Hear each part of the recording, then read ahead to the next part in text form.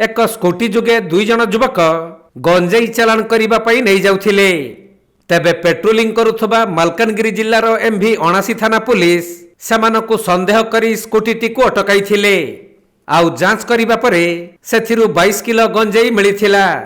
धरा पड़िथिबा दुई जन युवक हेले टी त्रिनाथ कुमार और बी युवाचरण आदित्य।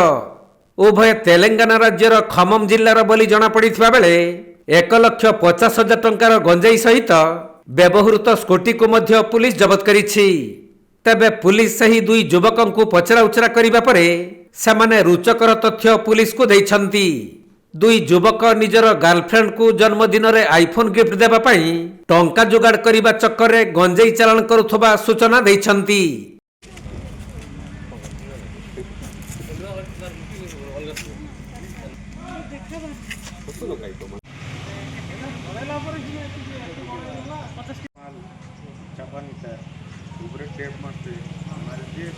मालकानगिरी जिल्लारू संतोष कुमार पंडा रिपोर्ट, कोणार्क लाइव।